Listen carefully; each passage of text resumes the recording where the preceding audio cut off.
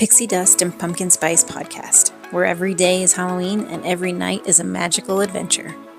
Hey there, magical travelers. Welcome back to another episode of the Pixie Dust and Pumpkin Spice podcast. I'm Nick, your guide to all things travel, Disney, Universal, and a sprinkle of Halloween magic. Today I'm excited to share our most recent trip to the sunny shores of San Diego. From beach days to theme park adventures, we've got a lot to cover. So grab your favorite beverage, sit back, and let's dive in.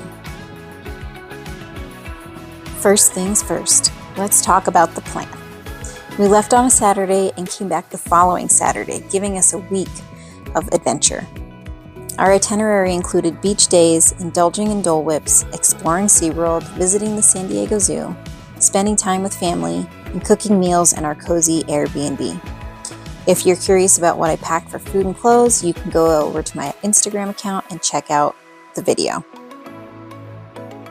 All right, let's get into it. The beach was phenomenal. We had a mix of foggy and sunny days, but each beach day was amazing. Our Airbnb was just a block from the beach, so we got to enjoy the cool ocean breeze every single morning and evening. We arrived around 7 p.m. on Saturday, and our host was kind enough to give us a rundown of the place. After unpacking and cooking dinner, we chilled out and headed to bed early, ready for our first full day. Sunday fun day. We set up our cabana and chairs and had a beautiful day at the beach. My cousin had texted me with dinner reservation at a place called Jordan. I think that's how it's pronounced. It's spelled J-R-D-N, all caps. So we headed back to the Airbnb around 3 or 4 to shower and change. Walking down the beach to the restaurant while my hubby rode his one wheel was so fun. We got there early for a quick bite because, as anyone who knows my husband can attest, he's always hungry. The security guard outside the restaurant was super sweet and the waitress was kind and funny. It was a great evening with my family, ocean views, and a nice glass of wine.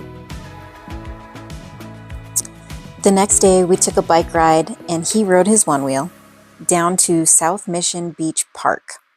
We stopped at Belmont Park for a delicious Dole Whip, and then headed to Pacific Beach for a dip in the ocean. We cooked dinner back at the rental and just hung out. The following day was Seaworld, and I was so psyched.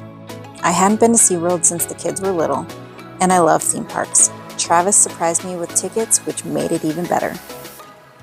I rode my bike and he rode his one wheel to Seaworld, about a 30-minute ride, and started our adventure. We had a dine all day pass, so our first stop was food.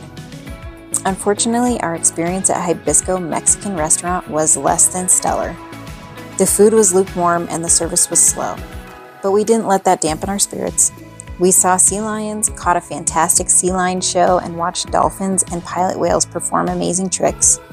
However, a 2-hour wait for a raft ride and disappointing food at Calypso Barbecue left us less than impressed.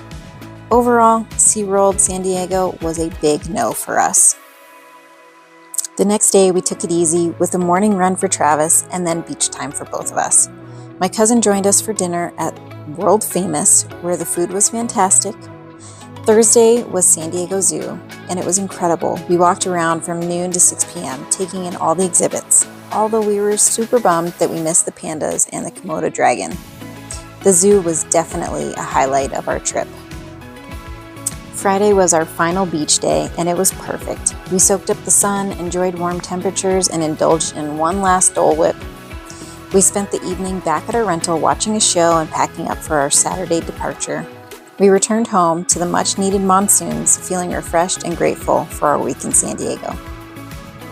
And that wraps up our San Diego adventure. I hope you enjoyed hearing about our trip as much as we enjoyed living it. Have you ever been to San Diego? What are your favorite spots? Got a travel question, a Halloween story, or a crafty idea to share? Drop me an email or send a voice message to pixiedustpumpkinspice@gmail.com, and you might be featured on our next episode. Don't forget to subscribe to the Pixie Dust and Pumpkin Spice podcast for more travel tips, tricks, and magical stories. Until next time, keep the magic alive and happy travels.